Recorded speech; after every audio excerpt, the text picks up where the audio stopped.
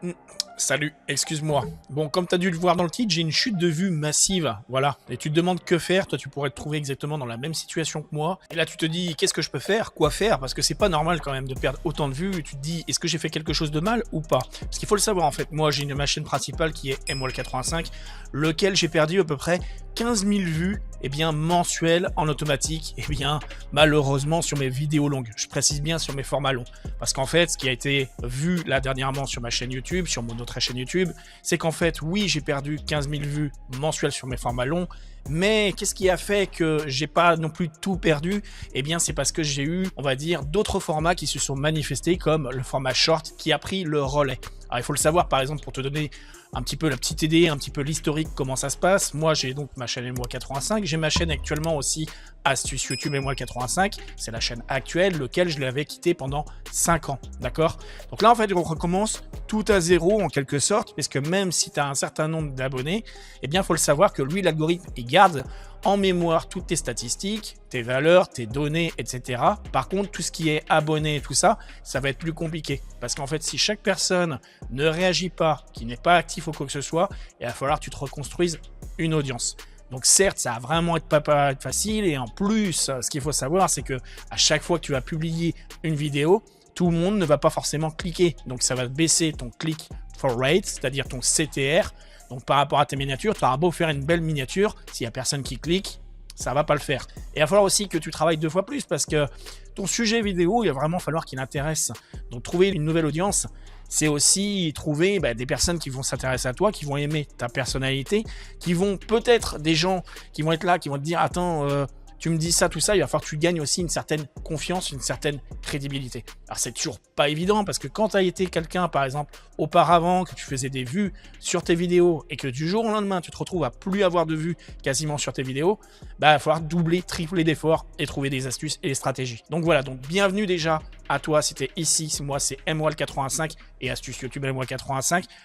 D'abonner déjà avec la cloche de notification activée parce qu'en fait je publie régulièrement des vidéos, stratégies, concepts et tout ça qui vont te permettre, grâce aux algorithmes, tu verras, hein, je te montrerai des statistiques, plein de choses dans mes vidéos, je t'explique plein de choses pour te permettre tout simplement de rebooster ta chaîne ou tes chaînes YouTube. Voilà. Donc tu verras que c'est pas évident à construire, mais tu verras que ça fonctionne. Parce que je sais pas parce que sur ma chaîne principale, j'ai perdu 15 000 vues en automatique et que sur cette chaîne-là, Astuce YouTube, j'ai perdu énormément de vues également, que ça ne veut pas dire que c'est pas fonctionnel, tu vois. En fait, malheureusement, sur YouTube, je me suis aperçu, et donc je pense que toi, tu es peut-être dans le même cas, tu as dû te dire exactement la même chose, quand il n'y a pas beaucoup de vues sur une vidéo, les gens, ils se disent, je ne vais pas les cliquer, je ne vais pas les voir parce qu'il n'y a pas beaucoup de vues. Est-ce que ce mec, il fait vraiment... est-ce qu'il est vraiment crédible, en fait? Parce qu'en fait, s'il n'a pas beaucoup de vues, c'est que sa vidéo, elle est peut-être pas bonne, tu vois. C'est en fait un comportement que tous les gens, ils ont en général. Quand tu vois que tu n'as pas beaucoup de vues, tu vas pas forcément cliquer. Alors, des fois, ça arrive que tu ailles cliquer. Pourquoi? Parce que tu as la petite curiosité quand même. Des fois, tu te dis, attends, il n'a pas beaucoup de vues, mais son titre, il est intéressant. Enfin là, son sujet est intéressant. Et des fois, tu découvres des gens comme ça et tu te dis, mais en fait, ce mec, mais il est hallucinant. Il donne des trucs. Pourquoi qu'il n'est pas propulsé davantage? Parce que des fois, tu vois des gens, ils ont plein de vues sur leur vidéo. Alors franchement, leur vidéo, elle est pourrie. Et là, tu te dis, mais comment que c'est possible? Le mec, il fait une vidéo de divertissement, de machin, des trucs complètement bidons. Il fait plein de vues. Toi, tu te casses la tête. Tu fais tout ce qu'il faut. Tu fais du montage, avec des zooms, des plans, des trucs dynamiques, tu essaies d'y mettre, mais vraiment, tu travailles le plus possible, et en fait, tu t'aperçois que t'as pas de vue sur ta vidéo. Voilà, c'est lamentable, mais c'est comme ça. Alors pourquoi? Eh bien, tout simplement, comme je t'ai expliqué tout à l'heure, il y a le CTR, il y a le titre, donc la miniature également, mais en fait, il n'y a pas que ça. En fait, il y a des mécanismes à comprendre sur YouTube. Il y a également tout ce qui est suggestions, recommandations, ça c'est une première catégorie. Et la recherche YouTube, c'est plutôt avec les mots-clés. C'est 2 choses complètement différentes, c'est 2 comportements complètement différents. Eh bien, en fait, ça fait comme le format long des vidéos, par exemple tes vidéos YouTube. Tu fais des formats longs ou des shorts. Eh bien, c'est pareil, tu t'adresses pas au même public. Une personne qui va consommer du format short, eh bien, il aura tendance à zapper. On appelle ça un zapper, hein. Il est là, il veut aller vite, tac, tac, tac. Donc, comment veux-tu qu'il se concentre à aller voir un de tes contenus si ta vidéo, elle est longue? En fait, il sera pas en mesure de, parce que généralement, il sera où? Il sera soit à l'école, soit dans le métro, dans le train ou autre chose, d'accord? Ou alors, des fois, il va prendre, allez, 5 minutes aux toilettes. Je pense que ça t'est déjà arrivé toi aussi, hein. Des fois, t'es aux toilettes, puis t'es là, attends, c'est bon, j'arrive, j'en ai pas pour longtemps. Et en fait, t'es avec ton téléphone. Je pense que ça t'est déjà arrivé, c'est le côté un peu comique, mais franchement, on est tous un peu pareil. Par contre, le format long, à chaque fois, c'est un moment où tu es vraiment posé. Faut dire ce qu'il y a, hein. le soir, quand tout le monde, voilà, t'as personne qui va t'embêter. Si t'as des enfants, par exemple, tes enfants, ils sont couchés, tu vois.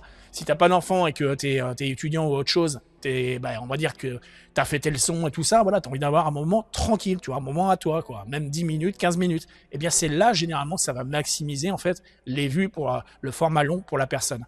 C'est là que toi aussi, tu vas être en capacité et en mesure, eh bien, de t'installer confortablement pour bien écouter. C'est pour ça que le côté audible, il est très important et j'appuie là-dessus, le côté audible. Pourquoi? Parce que YouTube, quand tu vas parler, lui, c'est la transcription vidéo qu'il va faire, d'accord? Tout ce qu'il y a dans ta description, déjà, les 2 premières lignes sont importantes, mais il n'y a pas que ça. Le fait que tu parles, ça permet, lui, de faire du sous-titrage vidéo, il faut le savoir, hein, du sous-titrage, que tu l'actives ou que tu ne l'actives pas de toute façon quand tu configures eh bien, tes vidéos YouTube, lui, ce langage-là, il est pris en compte quand même, d'accord? Donc tu peux le modifier après à ta manière, mettre des mots un peu plus spécifiques et corriger les fautes. Donc ça, il faut le savoir, hein, tu peux le faire. Simplement, il faut savoir que si tu fais ça, eh bien, ça te demande encore des efforts supplémentaires. Et quand toi, par exemple, tu vas publier ta vidéo YouTube, des fois, eh bien, tu es là en train d'attendre et tu te dis, mais je vais avoir plein de vues ou quoi que ce soit parce que le sujet et ce que j'ai fait et ce que j'ai mis en place, ça va être super. Et des fois, dégringolade, c'est complètement le contraire ce qui se passe. Des fois, c'est même des vidéos que tu vas le moins travailler, que tu vas envoyer comme ça, qui vont le plus fonctionner. Pourquoi? Parce que des fois, tu vas avoir dans ton attention, dans ta façon eh bien, d'expliquer les choses, tu vas être beaucoup plus libre, beaucoup plus livré, enfin, tu vas laisser les choses vraiment naturellement. Comme moi aujourd'hui dans cette vidéo, tu vois, c'est par rapport à d'autres vidéos que j'ai fait, eh bien, cette vidéo va être structurée d'une certaine forme. Je te donne des informations. Par contre, je ne vais pas jouer sur beaucoup de plans dynamiques comme je le fais habituellement avec des zooms, des cadrages, etc., etc. Ou alors te mettre des images dans tous les sens ou des fois récupérer, tu sais, des bandes vidéo et autre chose pour capter ton attention. Tu vois, je pourrais très bien faire ça dans cette vidéo aujourd'hui, tu vois. Mais en fait, je pars du principe que changer de format vidéo, des fois, c'est aussi toi travailler différemment et c'est montrer aussi à ton public cible que tu es capable eh bien, de t'adapter en fonction déjà du type de personne, mais toi, tu es capable de t'adapter en fonction de différentes situations. Eh bien, pour la personne qui est en face, comme toi devant la caméra actuellement, c'est exactement la même chose. Il faut que tu t'adaptes par rapport à ton public cible, d'accord? Il faut que tu t'adaptes aussi par rapport à YouTube. Faut oublier que YouTube, en fait, c'est une entreprise, d'accord? Tu sais que YouTube, c'est une entreprise, et comme toute bonne entreprise, eh bien, ils veulent faire du chiffre, donc il faut du watch time. Il faut que les gens restent, il faut qu'il y ait des vues qui se fassent naturellement. Mais il faut aussi de la valeur dans tes vidéos. Il ne faut pas que tu fasses une vidéo juste pour dire je vais simplement parler sans rien donner. Moi, aujourd'hui, tu pourrais dire mais qu'est-ce que tu es en train de m'apporter? Qu'est-ce que tu me donnes réellement? Eh bien, en fait, chaque mot que j'emploie, chaque chose que je te donne, je te nourris quelque part avec mon expérience et mes connaissances. Tu vois, tout à l'heure, je t'ai employé des mots comme le CTR, Click for Write. Eh bien, c'est par rapport à ta miniature, la miniature vidéo. Bon, peut-être que tu le sais, peut-être que tu ne sais pas. Mais ce qu'il faut savoir, c'est que ces fameuses miniatures vidéo, c'est la première des choses qu'une personne va voir, tu vois. Le côté visuel est très important. Et de ce côté visuel, tu vas pouvoir créer du maillage. Alors, le lien en description, en commentaire épinglé, par exemple. Tu mets un premier commentaire épinglé, par exemple, laissez-moi un commentaire. Comme moi, par exemple, ici, tiens, je te dis, laisse-moi un commentaire, eh bien, en bas de cette vidéo. Et tu vois, et tu le montres comme ceci. Et tu verras que ça, des fois, c'est le petit plus qui te permet d'avoir de l'engagement. Une personne peut être confrontée, par hasard, à être, je sais pas, embêtée à pas avoir beaucoup de vues sur YouTube, par exemple. Eh bien, tu peux très bien lui laisser en commentaire épinglé. Pourquoi te sens-tu embêté pour pas avoir de vues YouTube? Quel est ton problème? Quelles erreurs as-tu fait? Tu vois, tu poses des questions comme ça et tu verras que des fois, ça engage eh bien, la discussion. Il y a des gens qui vont être d'accord, il y a des gens qui vont pas être d'accord. Alors bien sûr, si c'est pour te faire insulter dans les commentaires, tout ça, c'est à bannir, c'est à supprimer. Par contre, des fois, des commentaires qui sont des fois négatifs peuvent être porteurs parce que c'est sujet à débat, en fait, c'est sujet à conversation. Par exemple, la miniature, le CTR, c'est un fait, ça, tout le monde le sait. D'accord? Il n'y a pas de souci, enfin, dans l'ensemble. Par contre, les mots-clés, ça, c'est un sujet à débat. Il y a beaucoup de gens qui vont se dire « Ouais, les tags, ça sert à rien ». Voilà, moi, je suis pas tellement d'accord avec ça, et ça, je l'ai prouvé en vidéo. Et d'ailleurs, je te le prouve aujourd'hui. Regarde, tu ouvriras un nouvel onglet où à la fin de cette vidéo, tu iras faire la requête. Tu iras taper sur YouTube, sur le moteur de recherche, tu iras taper VPN gratuit. Ou alors, tu iras taper écran noir PC. D'accord? Ou alors, sous-titres vidéo YouTube. Et tu vas voir que tu vas tomber sur mes vidéos YouTube de ma chaîne MWall85. Pourquoi c'est comme ça? Eh bien, c'est tout simplement un système que j'ai mis en place qui s'appelle les mots-clés, les tags vidéo. Bien sûr, Il y a le EAT qui joue. Alors le EAT, c'est l'expérience, l'expertise, l'autorité et le trust, donc la fiabilité. Parce qu'il y a longtemps que je suis sur YouTube, tu vois, ça fait quasiment 10 ans que je fais des vidéos. Mais il n'y a pas que ça en fait. L'aspect des tags est quand même important, ça te permet d'orienter directement. Et si une personne n'a pas fait une vidéo plus qualifiée que la tienne, qui n'a pas employé les mots-clés comme il faut ou quoi que ce soit, même dans sa description et tout ça, eh bien en fait, il ne pourrait pas te dépasser.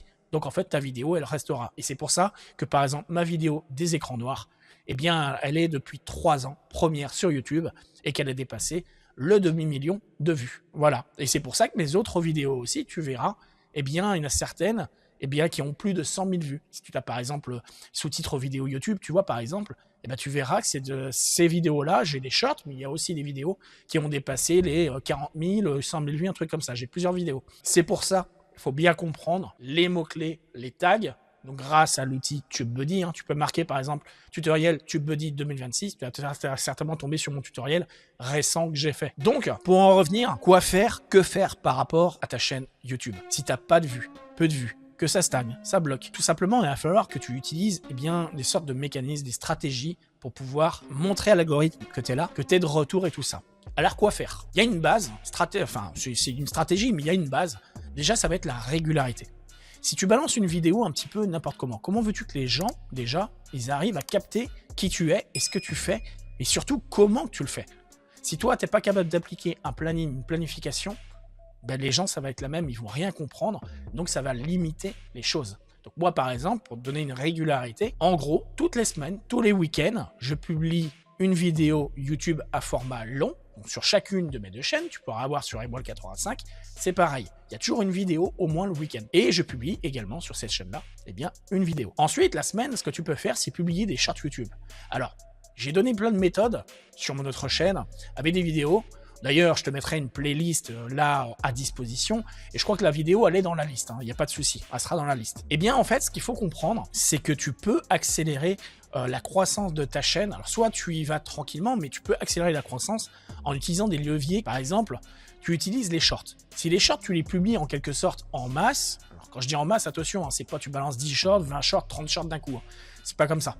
En fait, si tu les publies à des heures intelligentes, c'est-à-dire matin, midi et soir, voilà, eh bien forcément tu vas attirer des nouveaux spectateurs. Par contre, attention, parce que les gens que tu attires en faisant ça, c'est des nouveaux spectateurs, ok. Par contre, ça va être très dur de les convertir en personnes qui vont être là, des habitués de tes formats longs. Et ça peut planter ta chaîne. Et ça, faut le savoir. Donc, pour les shorts, je dis, et j'en ferai certainement une vidéo prochainement, je l'expliquerai parce que j'ai déjà démontré qu'on pouvait toucher énormément de vues par les shorts. Moi, j'en ai fait l'expérience. Dernièrement, sur notre chaîne, je crois que j'ai augmenté de plus de 30 000 vues par les shorts en l'espace de, je sais plus si c'est 1 ou 2 semaines, un truc comme ça, parce que j'ai bombardé et j'ai trouvé un mécanisme pour faire ça. Simplement, personnellement, j'aime pas trop ça. Les shorts, c'est pas la même audience, pas le même type d'audience. Les gens sont pas autant réceptifs et les gens sont pas autant qualifiés pour passer par exemple, d'une vidéo short à une vidéo longue. Donc généralement, faut les envoyer sur un autre short. Le problème, c'est que si tu fais ça, alors oui, ça va te monter tous tes shorts, mais YouTube, l'algorithme, il va faire que te proposer tes shorts. Et en plus, plus tu augmentes ta publication, tes shorts et tout ça, plus tu remplis un catalogue. En fait, ton catalogue devient un short de vidéos, de vidéos courtes, pardon. Voilà. Et ça, attention à ça, parce que les shorts, c'est tellement rapide à faire, c'est tellement simple, ça attire tellement de gens d'un coup, que forcément, les gens ils se disent ouais, je me prends moins la tête qu'une vidéo longue finalement. Mais tu vois, c'est un facteur. Alors quand t'es pas payé par YouTube, à la limite de faire des shorts, ouais, c'est sympa, ça nourrit ton ego, tu te dis ouais, j'ai plein de vues, tatati tatata, je suis populaire et tout.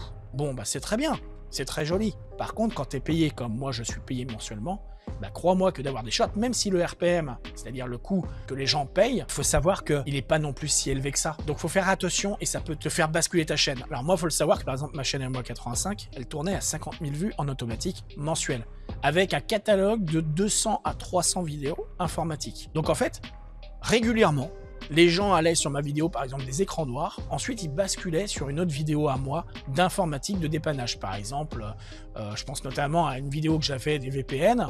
eh bien, qui a fait plus de 100 000 vues, un truc comme ça arrêtait pas. Et de cette vidéo-là, il repartait sur une autre vidéo, par exemple les souris de PC. Parce qu'il faut le savoir aussi que les souris de PC, j'avais une vidéo pareille qui a dépassé les 100 000 vues, 200 000 vues, je crois. Eh bien, c'est pareil. Quand les gens ils allaient sur celle-là, tac, ils découvraient mes autres vidéos. Donc ça descendait, c'était les vidéos à suivre, recommandées par YouTube, suggérées par YouTube, et les gens, bah, ils allaient voir les autres vidéos. Donc en fait, c'était en continu comme ça, en bouclage, mais c'était du format long.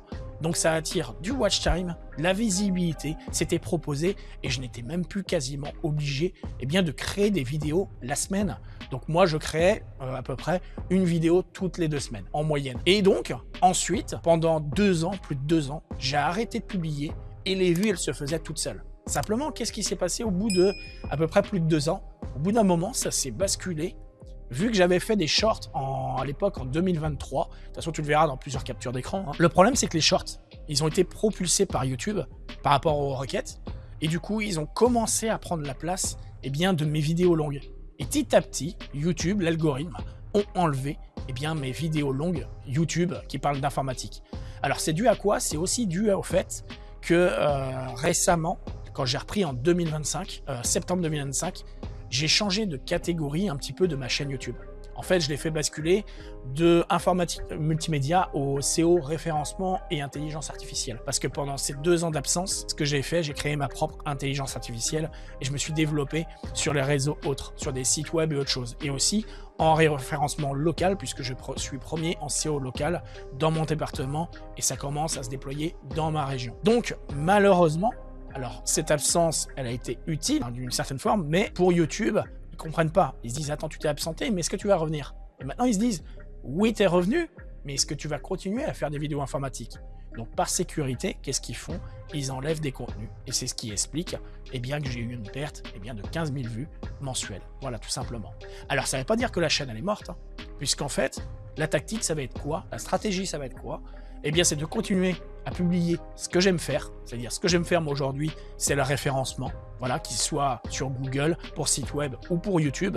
De toute façon, je serai là, je suis là, sur mes 2 chaînes et je continuerai. Pourquoi? Parce que j'aime ça. Donc déjà, la première chose à faire, c'est continuer ta passion. Sois passionné, continue à faire ce que tu fais et transmets ton savoir. Et tu verras que les gens, ils viendront pas forcément que pour ton contenu, ils viendront aussi pour ta personne. Comme toi, eh bien écoute, je compte sur toi pour venir voir mes autres contenus vidéo. D'ailleurs, je te propose un autre ici, hein, voilà, que tu peux aller voir, bien évidemment. Et puis bon, bah écoute, je compte sur toi pour venir voir une autre vidéo tout de suite. Voilà, on y va? Allez, c'est parti. À tout de suite.